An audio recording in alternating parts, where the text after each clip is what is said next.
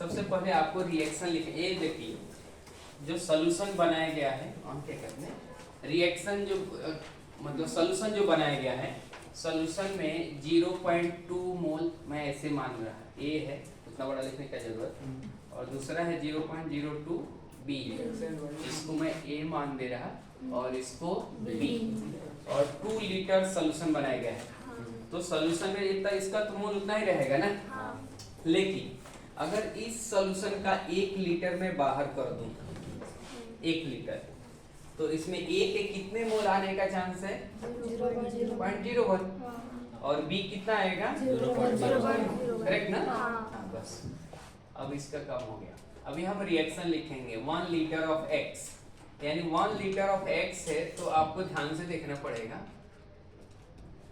पहले वाले जो 1 लीटर है इसमें कौन कौन से कंपाउंड है? एक तो है कोबाल्ट, इसका आईपीएसी नेम अलग है, इसका आईपीएसी नाम होगा ट्राइअमीन सल्फेटो कोबाल्ट थर्ड ब्रोमाइड, ऐसा हो जाएगा, और इसका नाम हो जाएगा पेंटाअमीन ब्रोमो कोबाल्ट थर्ड सल्फेट, ऐसा नाम। तो ये देखो 1 लीटर में ए भी है और 1 लीटर में दूसरा भी है, CO Na3 का होल 5 Br और SO4। अब इसका रिएक्शन कराया जा रहा है पहले वाले केस में, किससे? Excess of AgNO3। तो अगर इसका मैं रिएक्शन करा दूं AgNO3 के साथ, वो एक्सेस में, ठीक है? तो ये बताओ AgNO3 किससे रिएक्शन करेगा? इससे रिएक्शन करेगा, इससे रिएक्शन नहीं करेगा। ए वाला पार्ट जो है ना SO4, ये एसिडिक है, और ए भी स्ट्रॉन्ग एसिडिक वाला ऐसा दिखा देगा SO4। तो इससे अगर रिएक्शन होगा तो बनेगा क्या? CO Na3 का होल थ्राइस, SO4 इधर आएगा, NO3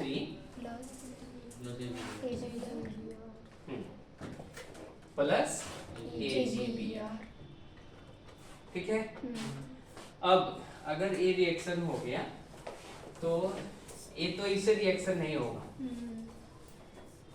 तो अगर इसका 1 मोल हुआ तो यही प्रोडक्ट है जो Y बन रहा है, क्या कर रहा है? एक्सेस ऑफ AgNO3, तो इसका भी कितना बनेगा? 1 मोल बनेगा।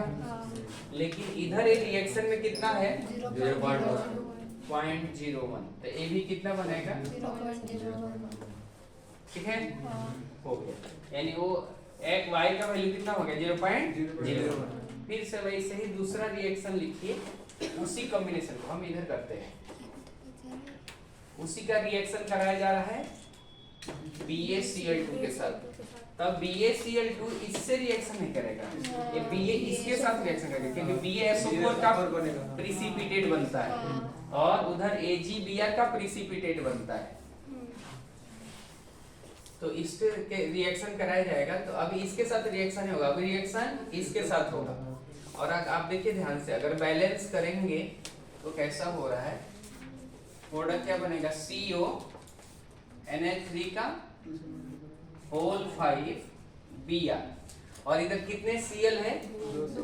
2 Cl है, यानी 1 Cl लिखेंगे तो इसको 2 टाइम्स करना पड़ेगा, और प्रोडक्ट यहाँ पे क्या बनेगा? BaSO4, करेक्ट ना? इसका 2 टाइम्स प्रोडक्ट। तो ये बताइए, ये रिएक्टेंट हो गया। अच्छा उसका ठीक है, मैं इधर लिख देता हूँ, आपको थोड़ा सा गड़बड़ हो जाएगा। CO Na3 का होल 5 Br, और इधर आएगा SO4, तो ये डबल बन रहा है प्रोडक्ट। तो इसका 0.01 मोल है, तो इसका कितना बनेगा? 0.02। एक मिनट, बैलेंस करो पहले आप, इसको बैलेंस करना है।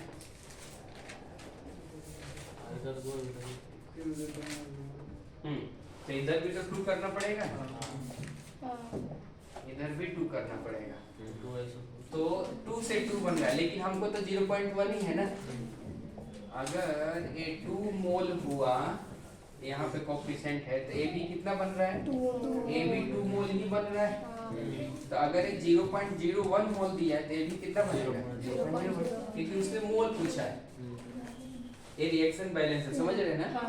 रिएक्शन बैलेंस करने के लिए ऐसा करना पड़ रहा है क्योंकि इधर SO4 है तो SO4 की वैलेंसी कितनी होती है, -2। तो अगर हाँ Cl की वैलेंसी कितनी होती है, -1। तो इस वैलेंसी को सेटिस्फाई करने के लिए एक मिनट हम उधर Cl2 भी कर सकते हैं। Cl2 ले लेना है। उधर हम डायरेक्ट इसको हटा के और रिएक्शन, एक सेकंड इसको थोड़ा सा चेंज करते हैं। रिएक्शन ऐसा, रिएक्शन कैसे कराना है, CO Na3 का होल 5 Br SO4 और रिएक्शन कराना है BaCl2 के साथ। कैसे करने की जरूरत नहीं है, BaSO4 बनेगा, दोनों Cl इधर आएगा।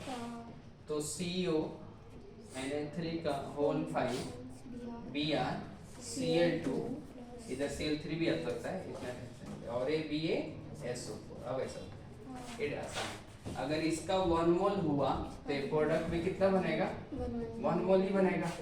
तो अगर ये 0.01 है तो 0.01 ही बनेगा।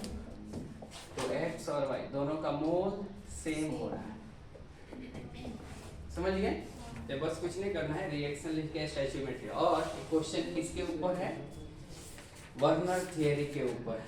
उसमें क्वेश्चन है ना, कितने मोल बनेगा, जितने मोल प्रीसिपिटेट होगा उतना ही बनेगा। तो यहाँ पे प्रीसिपिटेट करने वाला कौन सा है, Br।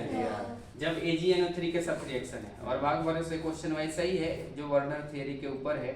इनसे आपके बुक में दिया है ना, COCl3 Na3 है, उसका रिएक्शन कराया जा रहा है AgNO3 के साथ। तो कह रहा है 1 मोल AgCl बना, तो बताओ उसका फॉर्मूला क्या होगा इस कोऑर्डिनेशन कंपाउंड का।